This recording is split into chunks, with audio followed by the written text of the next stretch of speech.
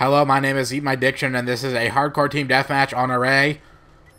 I fucking got you. You thought that was real, didn't you? No. No. It's me. And I'm drunk. I had 6 beers. And I just coerced my roommate into giving me some of her wine so I could be even more drunk with this commentary. And I was trying to think of what to talk about. Because normally, I don't know if you guys know this, but like 9 times out of 10 when I do a commentary, it's in one take. I've talked to a lot of different people who are on YouTube and do this the same thing I do. They do the Call of Duty or video game commentary, and a lot of them tell me that they do multiple takes. You know, they do a couple takes. They're not satisfied, so they try it again and again. I generally don't do that. I'll do one take and hopefully it works. Hopefully it comes across. I'm not really sure. It's always in the best interest for me to do that. But unless I'm doing something terribly specific, like when I did that LA Noir commentary or that the Call of the Dead commentary, those were multiple takes and they were split apart. You know, like I did like one take, and then I did the next take, and then I did, you know, and I kept it going, progressing. But usually when I do things like this, it's just all in one take, because I'm a master. Basically, that's what I'm fucking saying here. And you're gonna see a lot of super fast mode speed moves in this commentary, because it's, or in the video, because it's kind of dull. I get a decent score, but it's a lot of me running around trying to find the enemy and then eventually killing them, as a lot of COD games go in hardcore mode. So, all right. So, what I'm actually going to talk about in the commentary, first and foremost, this is my 99th video. The 100th is coming up, and I've got some plans. Oh, you betcha! I got some fucking plans. And that's going to be tomorrow, on Thursday, which is the 16th, I believe. So everyone fucking keep your eyes peeled on the interwebs, because I'm going to be posting a video that day. Probably in the afternoon, to late afternoon. It's going to blow your fucking mind. Basically, just blow your fucking goddamn mind. So yeah, that's one thing. 100 videos. That's weird, man. That's just weird to think about, that I've made that many goddamn videos on fucking YouTube. It's awesome, though. I've had a good ride. It's fun. I like it. But what I mostly want to talk about, because I've got like 4 minutes left, movies. I've been watching a lot of movies lately. Before that, I wasn't really watching a whole lot of movies, and it's just for whatever reason. But the last couple of days, or last week, I've watched quite a few movies. And if you're one of my subscribers from way back when, you'll remember I did a commentary about,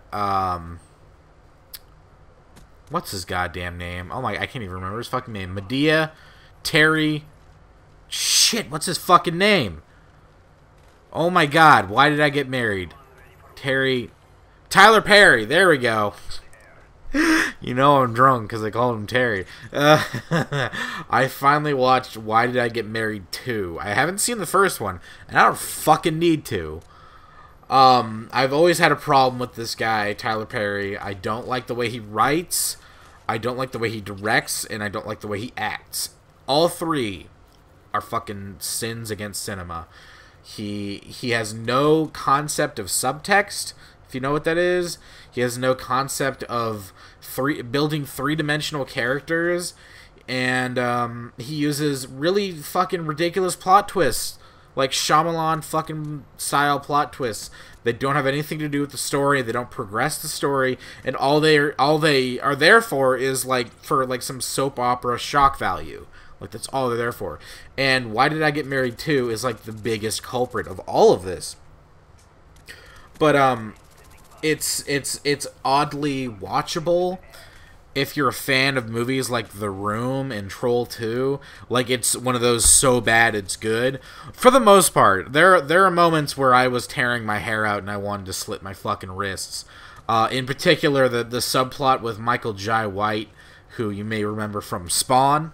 the feature film, and Black Dynamite, one of the greatest things that has ever happened to movies in the last like decade. And he also plays Jax on the Mortal Kombat web series on Machinima. Go check that out. It's fucking tight. And I'm not saying that as like a promotional thing. I legitimately think it's a cool show. But his like whole subplot with his fucking wife, she doesn't trust him because he slept around once, right? So she wants his fucking password for his cell phone so you can see who he's been calling. And I kid you not, this fucking like one sentence argument lasts the entire 2 hours of the film. Of course, there are other characters. It's like a group of people that are married and having marital strife and problems, but for some reason that's in there. Like it's like I can't wrap my head around like why he wrote that and why it's like part of a feature film and not like, I don't know, a radio show from the 30s that Orson Welles had nothing to do with because he was a fucking genius back then. I don't know. It's just bad. It's bad. And then there's one scene where like I'm gonna spoiler alert. Janet Jackson and her husband get a divorce, and Janet Jackson's this fucking like unfeeling psychiatrist lady, and so he's like, it's beautiful. He's walking into this dark room where she's sitting and she's doing her work, and he's drinking out of a bottle of vodka, and he's packing up his stuff, and he starts talking to her about how like, you don't feel anything. You're cold. You're cold as ice. And like literally, this is like what he's fucking saying to her. Like, why don't we have a real marriage? It was a sham. You never loved me. Da da da da da. And then he fucking like damn near rapes her on the couch and starts like pouring vodka on her. And he's like, drink with me. Drink with me. It's a celebration. Drink with me. We're getting divorced or some shit like that. And then like this happens, and then like he's about to leave and he starts throwing vodka at her out of the bottle. I don't know. Just watch it for whatever's sake. It's on Netflix. But basically, it's horrible. It's fucking horrible. I hate Tyler Perry, and I'm drunk. Bye!